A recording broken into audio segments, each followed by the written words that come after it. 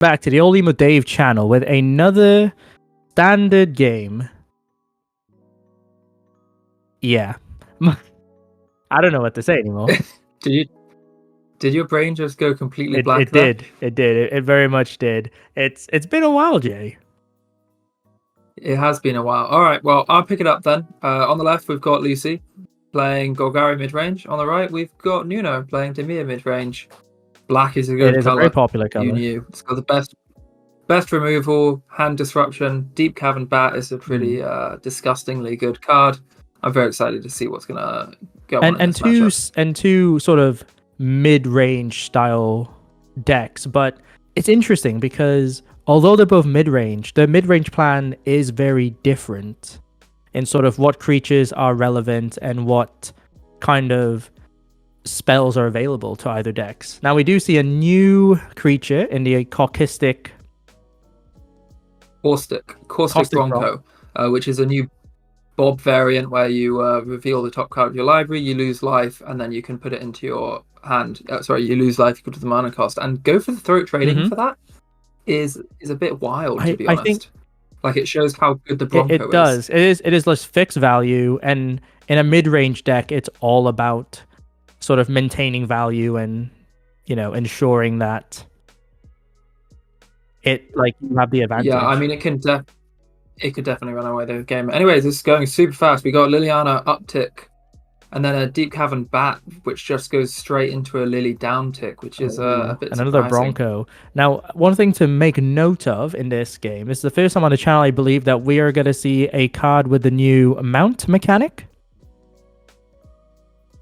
That is true. I don't think we're going to see it mounted very often, as I think Lucy will be on the aggressive plan, seeing as she didn't choose to Dread Whisper as Mosswood Dread Knight and just wanted to get damage on the board. And we do see a saddle there from the Graveyard Trespasser. So saddle working very much like vehicles, but in this particular instance, because they are also creatures themselves, they can attack without a rider, but they gain bonuses with a rider. Yep, and in this case, Bronco deals damage to the opponent equal to the mana value of the card on top. So 4 extra damage from that Archfiend.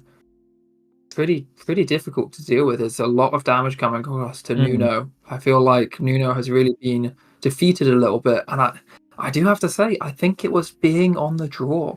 That was a big thing. It does, and like Lucy effectively got 3 cards for free out of Liliana there. So Liliana discarding a card, then killing 2 creatures back to back, really sort of added to the hand advantage and card advantage for this deck. And Nuno conceding. I agree. I think it just goes to show how good Lily is, because when you're ahead, Lily you can't get back into the game because any creature you play, it just gets annihilated by Liliana. Now we didn't see him for long, but the reason for the blue mid-range deck, there is that 2 mana 1/3 or 0/3 creature. I was on the board. Are you talking about Duelist of the Mind? I think it's 0/3. Yeah. No, sorry, it is a 1/3, and then it gets plus X plus O, where X is the amount of cards drawn this turn. And it's a very interesting idea. So although it's mid-range, there's a bit of a card draw strategy built in as like a necessary mechanic for Nuno here. Yeah, I think it's sort of like, it fills a similar role to Fable, in that, you know, whenever you commit a crime, you get to loot a card, and so you can sort of get rid of some bad cards that you don't need in the matchup, or just extra lands. Yeah, and we do see that sort of it couldn't really do much. I think Nuno was just sort of overwhelmed by just the value of the creatures in this game. And okay, it's slowing down. Yeah, it was very good by Lucy to sort of turn the corner and realize that she's going to win this game if she just is aggressive. I really like playing the Mosswood Dread Knight there. And then, I mean, it was just a chef's kiss to play the Graveyard Trespasser saddle and then reveal the top card. Yeah. It's a 4 mana spell. Yeah, it's very strong, and we do see both players not really. There's nothing down yet. So Yeah, so turn 3, both players have 3 land, nothing down. I think this is what happens when the two mid-range decks just have hands full of removal, and here I think we're going to see a cut down on Bronco. But we're going to see probably some removal, some instances. Now, the interesting thing is, Nuno does have access to counterspell magic. This is something that might be relevant in this matchup. I agree. There's also flash elements, such as Urtai and Fairy Mastermind and Tishana's Tidebinder. Like, at the moment, the Golgari Midrange deck is looking more like a glorified mono black deck with a green splash so far for the Mosswood Dread Knight. Yeah, you're right. We've not actually seen any green cards. Maybe there's some Pick Your Poison or something in the side, but wow. So this is a new card, one of my favorite cards. It's called 3 Steps Ahead, and there Nuno paid 5 mana to do the mode of counter target spell, draw 2, and discard 1. Very similar to Cryptic Command from the old modern. It is similar, but that allowed Nuno to kind of advance his game plan slightly, but also keep Lucy off tempo and off the board. Yeah, I mean, if you can get a value 3 steps ahead, it just puts you ahead so much. And here we see a Phyrexian Flesh Gorger. Classic. Very good in the mirror. The lifelink means everything. And that ward is difficult. And we do see that both players do play Go for the Throat. The fact that it's an artifact creature is relevant here. Wow, so Nuno is valuing the Mosswood Dread Knight and keeping that off the board, and so just uses cancel on the 3 steps ahead, which I'm not too sure about, because this turn Nuno could have. Okay, there we see a full paid Phyrexian Flesh Gorger, and there we go. That's going to be too much. I was just going to say the 3 steps ahead could have copied the Phyrexian Flesh Gorger. It would have been quite a good tempo game. But I think in this particular tempo, because Nuno only had 3 mana up at the time, because he had Flesh Gorger leaving 3 mana up. It was to keeping Lucy off the board was relevant, and we did see that it was enough. True, but the Flesh Gorger does have menace. The Mosswood Dread Knight attacking doesn't actually mean anything, because you're gaining a life back anyway, and then countering the next play, which could be something like a Liliana, a Sheoldred, an Archfiend, is a little bit more impactful. So personally there, I think holding off on the counter, it doesn't really matter anyway, especially if Nuno was planning on paying a full-priced Flesh Gorger anyway the next turn. So here we see Nuno go down to 6. But he is on the draw. So I think in this particular kind of matchup, being on the draw in this sense isn't too punishing. We did see that Lucy was kind of stuck on 4 mana for a while, which kind of not allowed her to kind of play one thing to bait counter spells and play another thing. So... And we're back to the fast forward, and we see Mosswood Dread Knight turn 2, cut down to deal with the creature immediately. So Nuno trying to keep Lucy off the board as much as possible. And we do see... So this is a decision now. Does Lucy want to Dread Whispers for value? And yeah, she does. And she has a cut down, so really a great turn from And this Lucy. is the advantage of being on the play in this sense, that having that extra mana to do both things made that play possible. And Liliana down again. Liliana, perfect answer to Phyrexian Flesh Gorger. And we see a Deep Cavern Bat, probably a turn too late. There's a lot of gas in Lucy's hand. There's another green card. Glisser is in hand. And, well, we are seeing, I mean, sort of advertised for us on the video, Archfiend the Dross probably leaving here. It's probably the creature that Nuno is most scared of. No, it looks like it was Glisser. It is a point that there are only 3 lands on Lucy's side. That is true, and I mean, yes, Lucy can play the Preacher, but without I guess it is a bit more pressure at the moment. Lucy does also have a Mosswood Dread Knight on Adventure, and a Liliana ticking. Yeah, it does look like Nuno has a cut down in hand potentially, which does work on... No, never mind. It doesn't work on Preacher, because Preacher is a 2/4. Just that one extra stat too many. And here we see the value of Preacher. And Lucy got her 4th land, so it's probably a Sheoldred coming down this turn. And wow, I mean, when you see a sort of curve like this from Lucy, you wonder how you're meant to beat. Yeah. the Golgari we, Midrange we deck. we do know that Nuno does have access to removal, but it doesn't seem he's not snapping it in. He is a little bit mana, like he's lacking mana as well.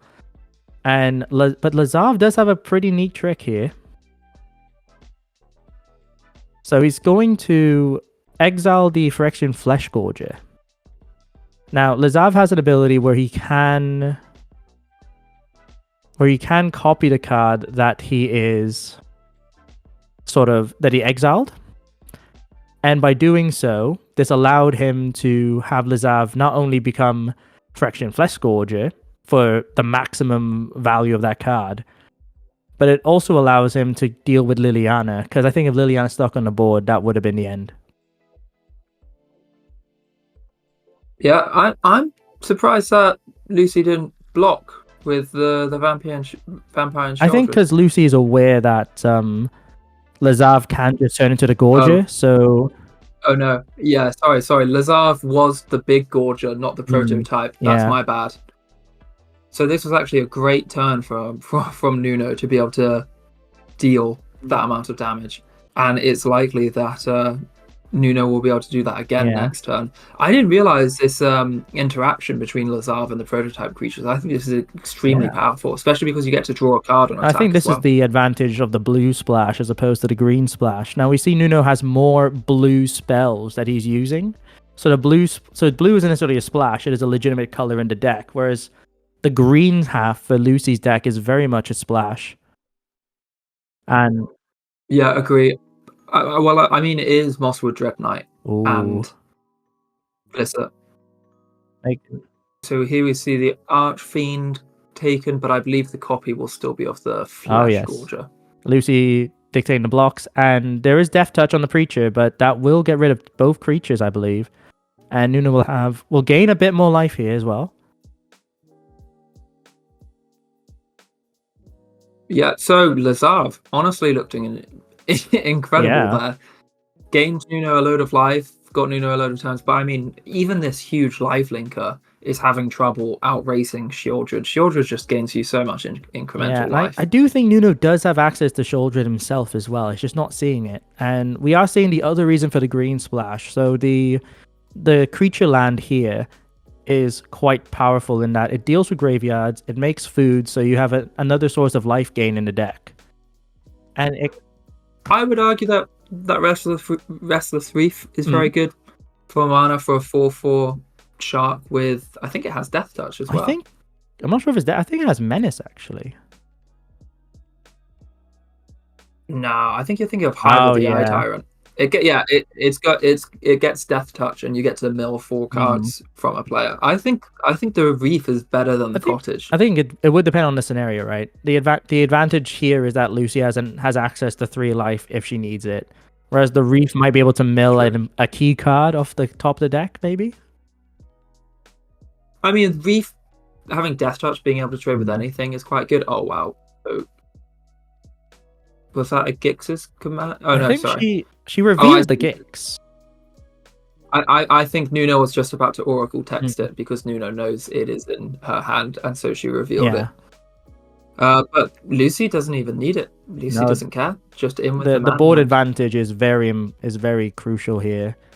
And I've said this before, in terms of the board. Oh, and Besage in response.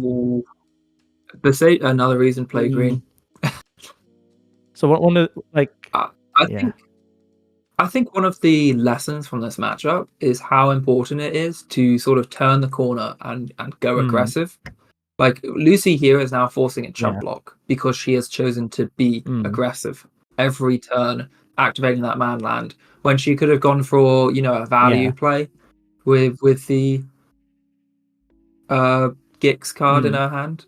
I do think one of the things you have to also consider here is just simply the quality of creatures Lucy is presenting as opposed to Nuno.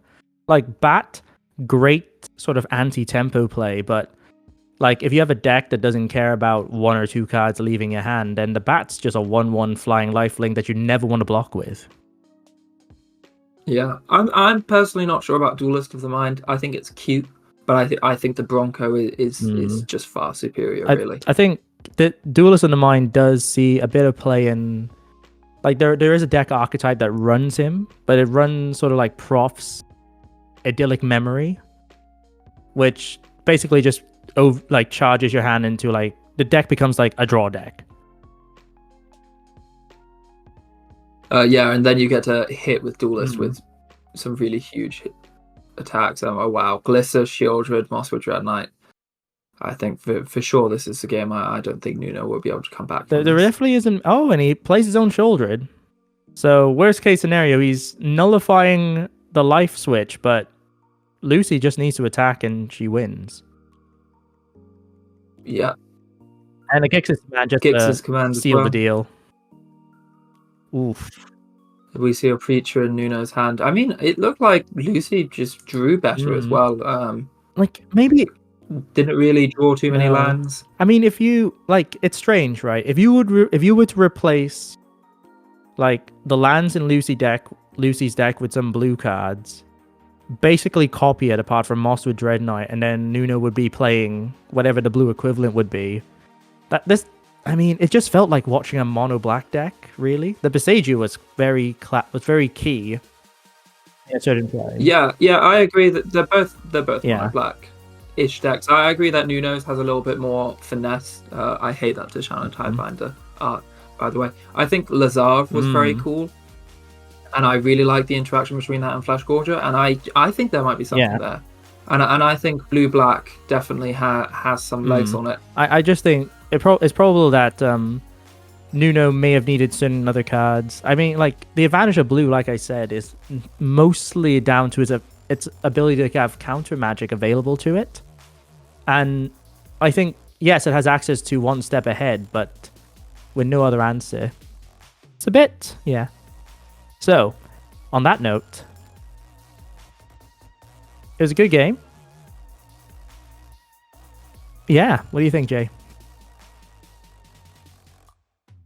I think Dave's going to cut us off, so that was the end. Thanks, Dave. Yeah,